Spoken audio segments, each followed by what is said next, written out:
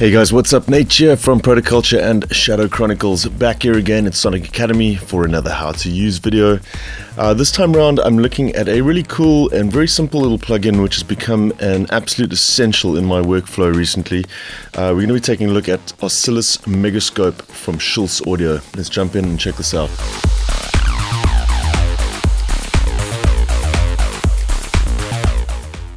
Right guys, so here we have Megascope from Shulz Audio, and I've been looking around for a scope plugin for a while now, and this is, in my opinion, the absolute best that I've been able to find.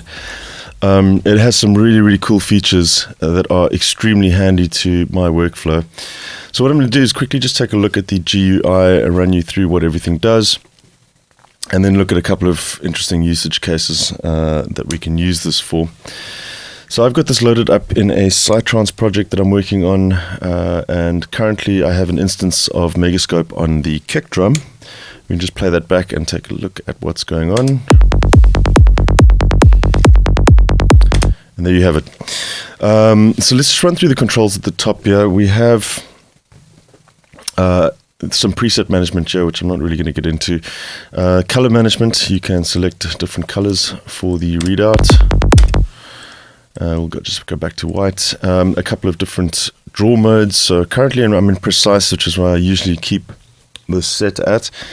You have a fast mode, for example, which is more of a wireframe. A couple of other ones that are wireframe as well. A beat will show you different colors based on the frequency of the content. So you can see the high frequency content of the kick at the beginning showing up green, and low frequency stuff showing up red further on. And there's a shaded mode of that as well, which kind of mimics the record box software from Pioneer. It's that same kind of readout.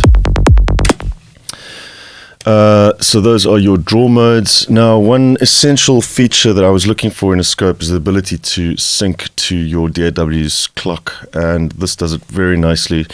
You can select your resolution. Currently we can go to 4:4, for example. Bigger if you'd like. We'll just leave it at 4:4 for now.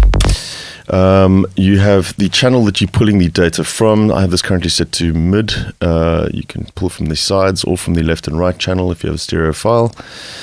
The gain will basically just control the amplitude in the y-axis. It's basically a zoom for the y-axis. You can see as we pull that down.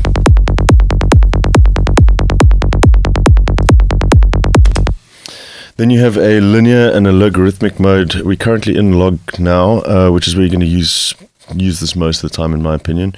If you want to switch it to a linear mode, you have some extra controls just to control the amplitude width. You'll see the difference.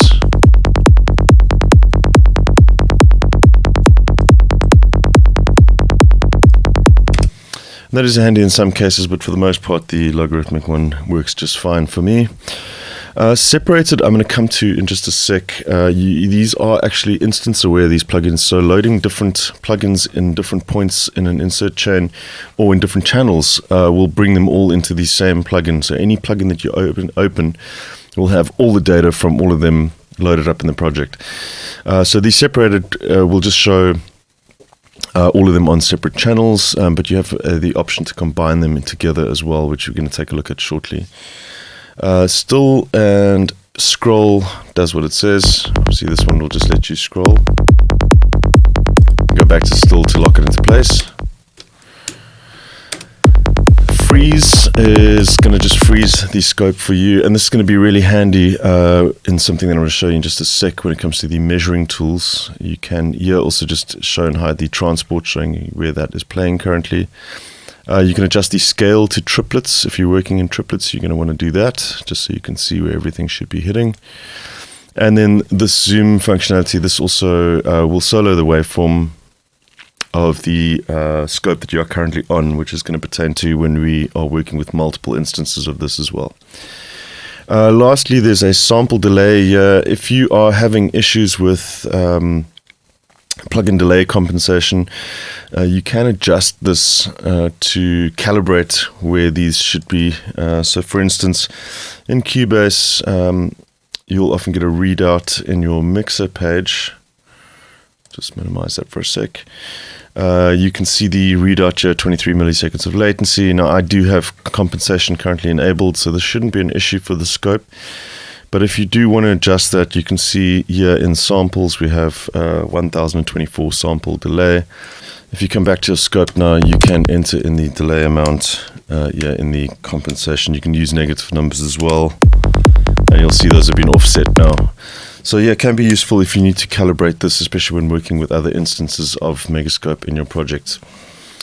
Now, another really cool feature that I want to look at this is the measurement functions. What I'm going to do is just set this back to a quarter note so we can have a zoomed in kick just for that section. We'll hit playback. Let's freeze our scope, and now anywhere that you draw, you see you have a little highlighted section, and in the bottom right you're going to see a little readout with some measuring functionality at the bottom. For one example, this is really useful for instance, finding out the fundamental of your kick, for example. You can see here where the fundamental is kind of prominent. We can measure the wavelength of that fundamental. So if we click there and kind of pull across, you'll see now in the bottom right we have G, and that is absolutely correct. We are working in G. You can also scroll up, for example, and see if you look at the delta readout, that sine wave is at 46 dBs. Also gives you the frequency and the samples and the milliseconds. The milliseconds also really handy to say if you wanted to add a sample delay on the track in Cubase, you can measure exactly how much you want there. You can see 5 milliseconds, and that'll push this back by 5 milliseconds to make sure that that moves up slightly. So really nice little functionality that as well. So let's get now to, I'm going to show you two different usage scenarios in this. One is for measuring processes that you're applying to your audio. Okay, so I've opened up two instances of Megascope. We're going to be looking at the second one. And let's just line that up. And you'll see it's picked up the track names from Cubase. So we have Kick and Kick 2. It's the second instance of scope there.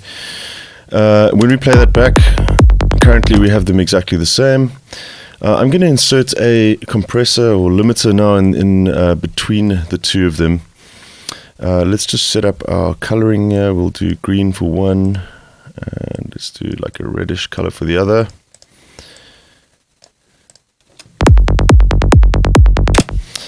Now, let's dial in some settings with our compressor here. We're going to do something quite harsh just to really cut the tops of this thing off. Really low attack speed. So now the handy thing with this is that when you hit this combine or separated button over here, you'll actually superimpose the two on top of each other. So you can really kind of see what certain processes are doing to your audio that's being passed through there. And there you have it. So the green now being the affected signal.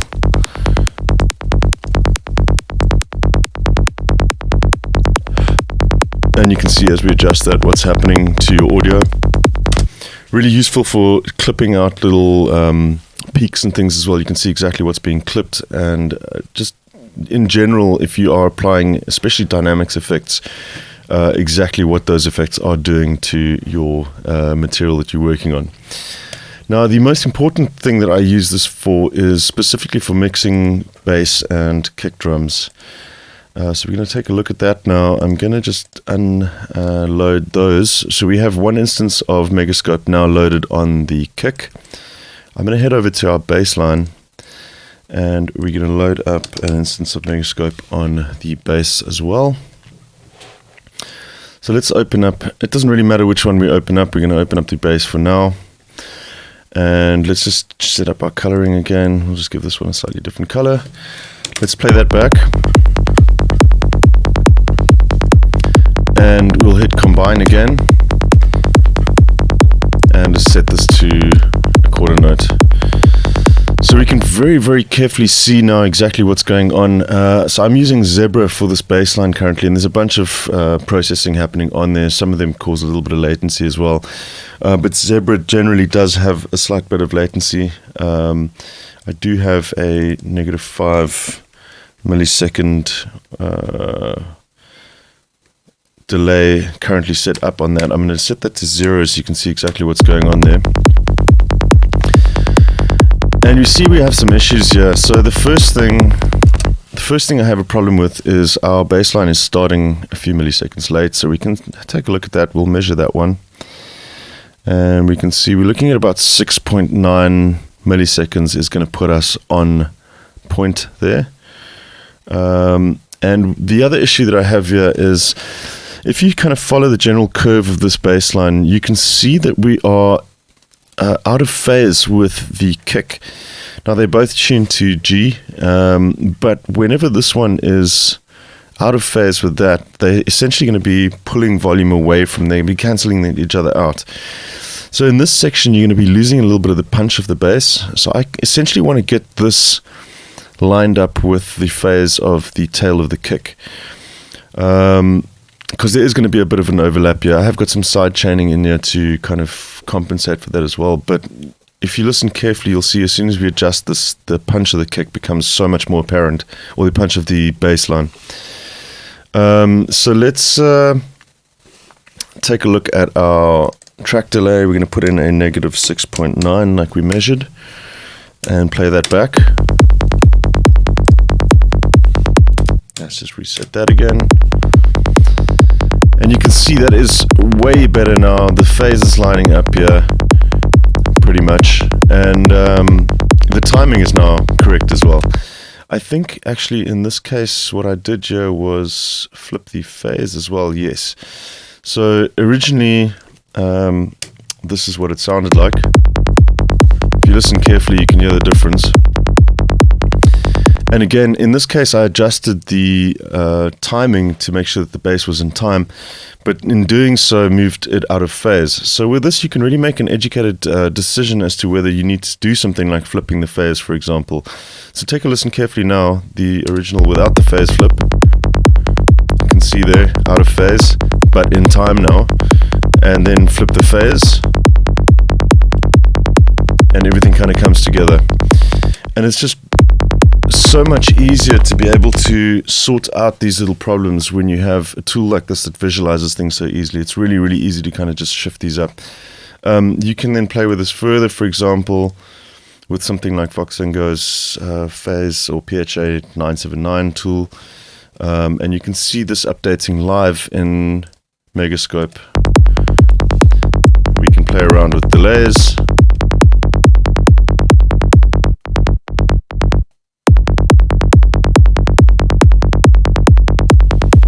Play around with rotating the phase.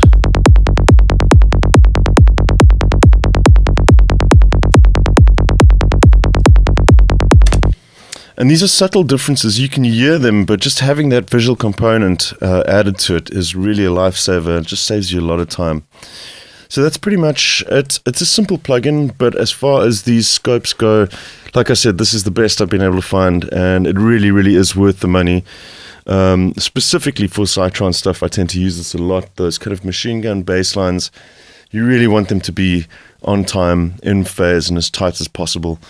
And this is just a great tool for helping you get those in sync and sorted out and as tight as they can be.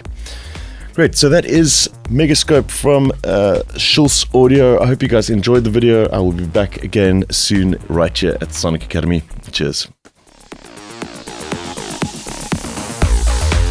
Thanks everybody for watching, commenting and indeed liking. We really do appreciate all the support we get here on our Sonic Academy YouTube channel. So if you found this video super useful, please, we'd love you to hit the subscribe button. We update the YouTube channel every week with new content. And if you want to watch some more relevant content, just click on the videos beside me.